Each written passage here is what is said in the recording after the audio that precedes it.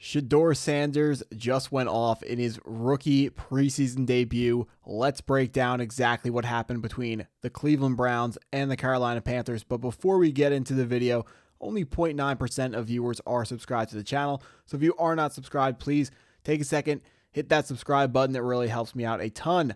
Hopping into our first play, the first throw of the day for Shedeur Sanders was a swing screen to the left side of the field and then a slant to the right side of the field.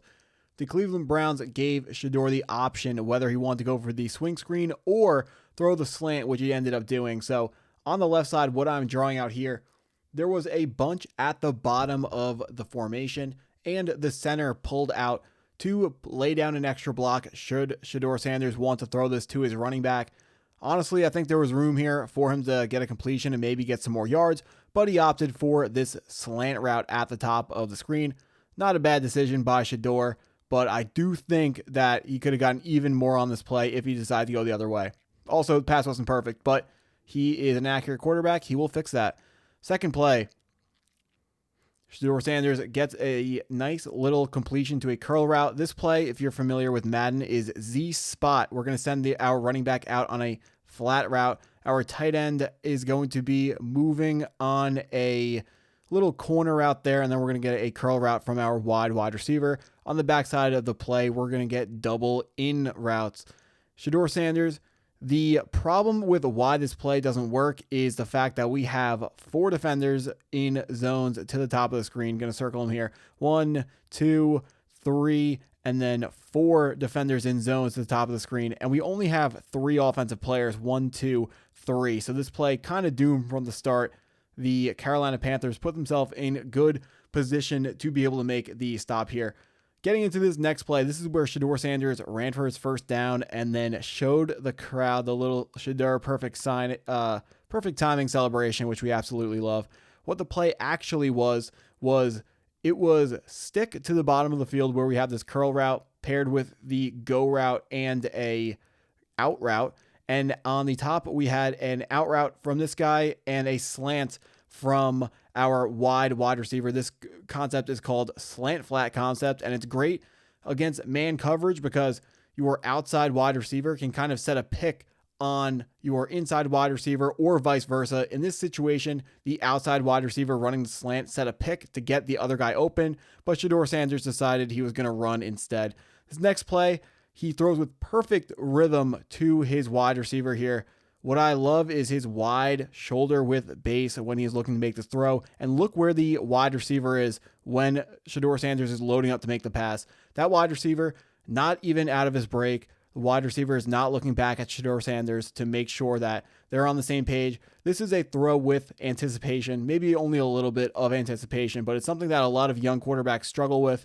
One of the things that I heard Sanders struggled with it, personally, I did not observe that when I was watching his film, but shows some anticipation on this play, and that's what you love to see. Let's get into one of the plays that everyone is talking about. Play action to the right, flood concept to the left, Shedeur Sanders, dime. Let's break it down here. So, of course, we know we had that play action, but what the play actually is the play is flood. So we have a corner route from our wide receiver to the left. Number 80 is going in motion, and he's going to run into the flat. And then our tight end is going to follow him into the flat. We're going to flood that flat route or that flat defender, whoever it may be. So that is a backup option for Shedeur Sanders should the play not work. And then on the backside, we're going to send an additional wide receiver across the field to go make a play. This worked out. The play didn't work out because everyone was covered, but Shedeur Sanders was able to make something perfect out of it and throw his first touchdown. Now, this is one of my favorite plays of the day from Sanders. A little bit underrated. People didn't really realize that he did something really special on this play. He got hit and was still able to throw a dime. Let's break down exactly what it was. We have a corner route from our wide receiver to the left. We have double in routes to the bottom of the screen paired with a curl route, and our running back is also going to be running a check down. Now, what we are going to be up against on this play is going to be man coverage across the board, but what we have to pay attention for is usually when we're running man-to-man, the linebacker is going to be in a hook zone. This time it's the safety. Safety is going to come down into a hook zone, and the other safety is going to drop into that deep blue zone. If you're familiar with Madden, you know what the deep blue is. Manned up across the board opposite that. But what I love is Shedeur Sanders throws his pass with perfect. As soon as he sees the guy start to fall, the ball's out of his hands. Even though he gets hit, still delivers a great pass. Now, this is the only play of the day where he put the ball in a little bit of danger, and it almost results in an interception for the Cleveland Browns. Breaking down what this is, first of all, we're going to talk about the relevant defenders here. What it is the Carolina Panthers, again, are playing cover one man. We have this linebackers in a hook zone. The safety is going to be in a deep, he's just going to be going deep, single high safety, standard stuff there. Man coverage to the top of the screen. Now, what we are doing offensively to attack this, we have two receivers here, one wide receiver, one tight end. The tight end is going to run a short curl, and the wide receiver is going to run a deeper in route behind him. And the only guy we got to read is this linebacker right here. If this linebacker decides he's going to step up, then we're going to throw to the in route on this play. If he decides to step back, then we're going to throw it up to the curl route.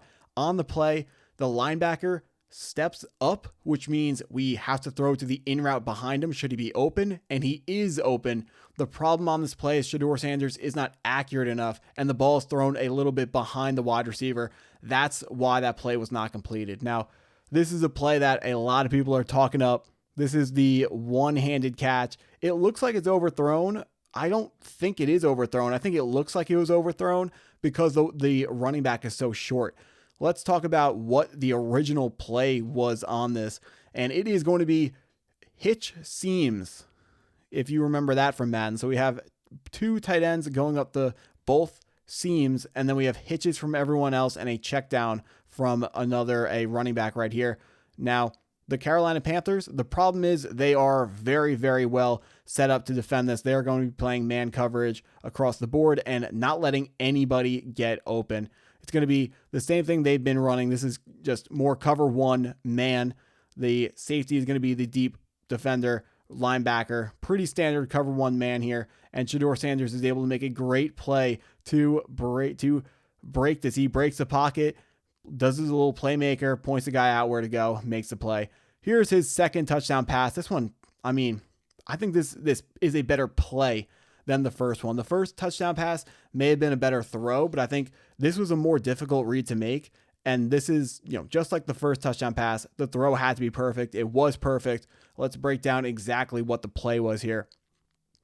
Now, we are going to be running two out routes to the top of the screen that our running back is going to be blocking, and to the bottom of the screen, we're going to be running two in routes. So all of our guys are going to be running, they're going to be running straight, and then they're going to be running away from their defender.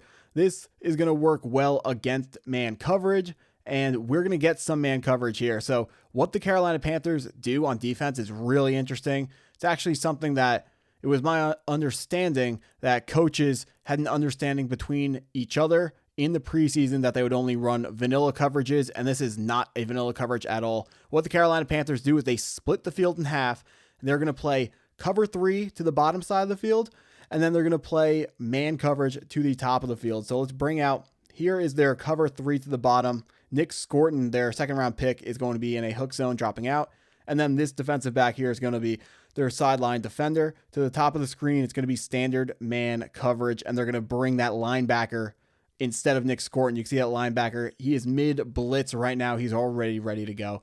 Now, what we have offensively to break this down, we have our two out routes. They are on the two in routes to the bottom of the screen. What they do is called a switch release, which is, you would think the inside more wide receiver would be the guy to release to the inside because he's already there. And then you would think the guy on the outside would release outside, but they switch it up to kind of mess up the defense. It's supposed to trick man coverage. It's not man coverage here, so they really don't have to do the switch release. But what is great about this is the number 89, the guy at the front of the stack, gets the deep safety's attention, and then Shedeur Sanders is able to fit the pass in right behind that deep safety where he was supposed to be. It has to be a perfect pass, and it is a perfect pass. Great play by Shedeur Sanders, capping off what was a very, very positive relative to expectations preseason debut for Shedeur Sanders. He's got a little bit of things to work on, but every 5th round pick does. He at least has to move up to second on the depth chart behind Joe Flacco. Not really sure how this guy could be this good and still 4th on the depth chart, but hey, I'm not at the practices. I can only judge what we see in the preseason games, and we are waiting for this game 1 to be able to determine how high Shedeur Sanders really deserves to be in terms of the Browns quarterback pecking order, and he is definitely on his way up after this game. But that's what I got for today. If you enjoyed the video, please hit the like button, hit the subscribe button. If you want to see my breakdown of Shedeur Sanders' preseason game 2, hit that subscribe button. And as always, thank you for watching.